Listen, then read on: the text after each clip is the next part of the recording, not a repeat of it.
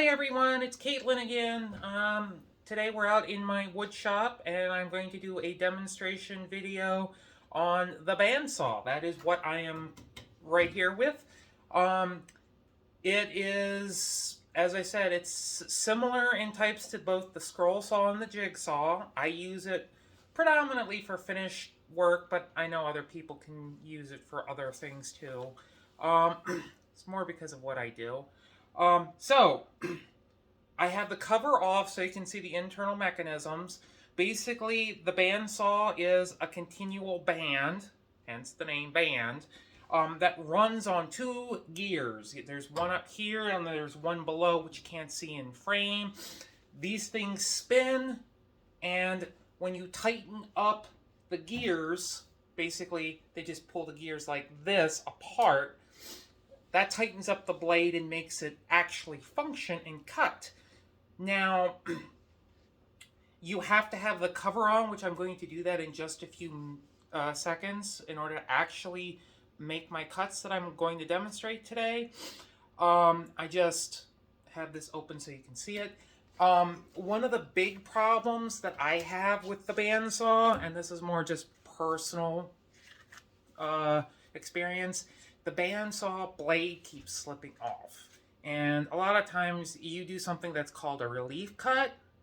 I'll show you what a relief cut is in a few seconds as well.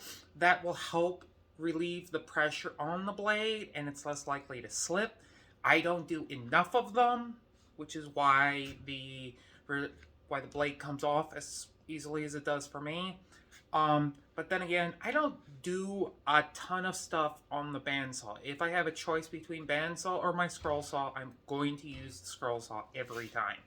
Partly because this thing is a lot louder and it has the potential to be a lot more dangerous. This is more powerful than the scroll saw. As I mentioned, the scroll saw, you don't have a high risk of injury. This thing, with how fast this blade goes, if you're not careful, you can do some serious damage to your hand, and if the blade breaks itself, that can also hurt because the metal snaps.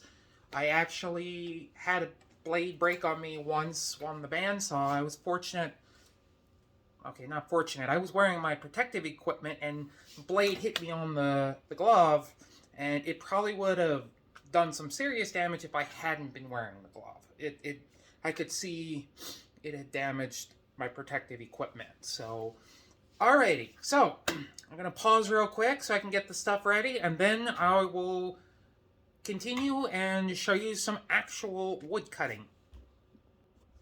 Okay, everyone, I got the cover on. I got my ear things almost on completely. Got my glasses on.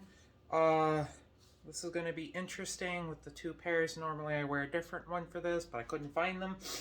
And we are ready to cut. Now, before we go, I'm going to demonstrate. This is a layer scape that I'm working on. I'm going to use the bandsaw to do the finish cuts in this. If you look right here, this right here is a relief cut. If you see, it goes perpendicular to the actual cut that I'm going to be doing, which is this line here.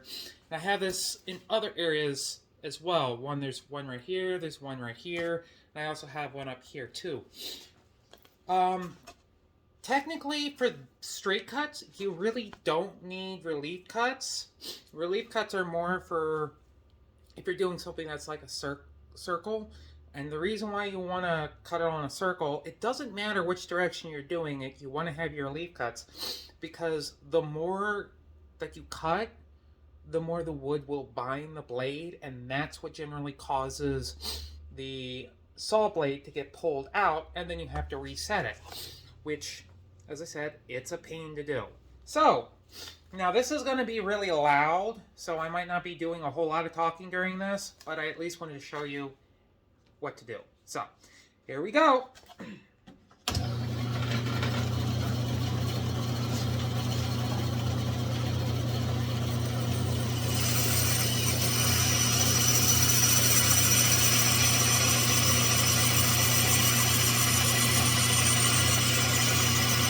Now, just like the scroll saw, this is a tool that you really need to take your time and go nice and slowly with.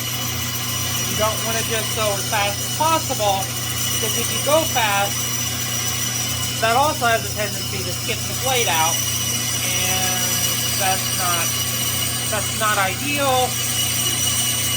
Plus, you have a lot more control over everything when you go slower rather than faster.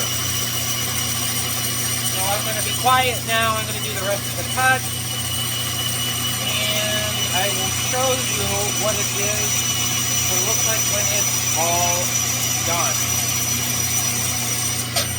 There we go. Hit my first relief cut. As you can see, this is what a relief cut will do. It'll take the wood out so it's no longer binding the blade. So that's why it's important to have a relief cut. Okay, we're in the home stretch. So, keep going.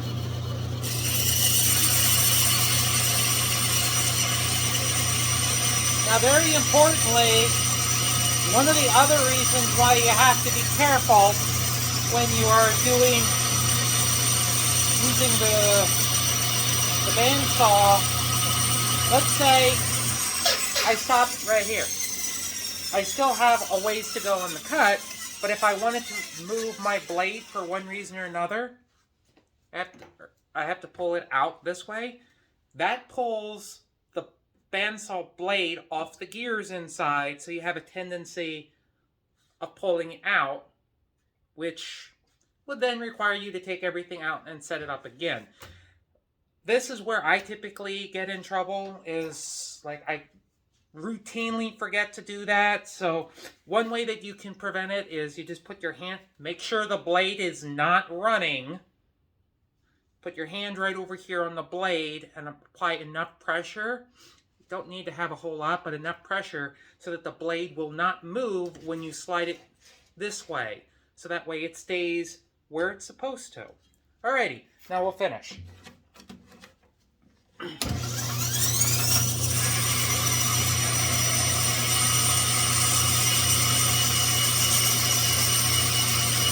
I said, you want to go nice and slowly, not fast. The faster you go, the less control you have over your cut. And the less control, the sloppier it's going to be. Lines that are supposed to be straight aren't straight. It just doesn't look good. This is why I always go as slowly as possible when doing this. Plus, the slower you go, the less pressure you're applying on the bandsaw blade, and less likely that the blade will snap prematurely, because the more pressure that you apply, the more wear and the faster it is it'll break. So, just some really good tips on, how to cut things out responsibly and to minimize any extra work that you wouldn't have to do otherwise. So, it's all cut out now, and that's the demonstration on how to use a bandsaw blade. Now, the reason why I did this is because I glued the two pieces together, and I can cut them out at the same time, and they have a uniform shape now. So that's why I did this. That is my demonstration of the bandsaw. I hope you guys were able to learn something. Have a good rest of your day. Bye.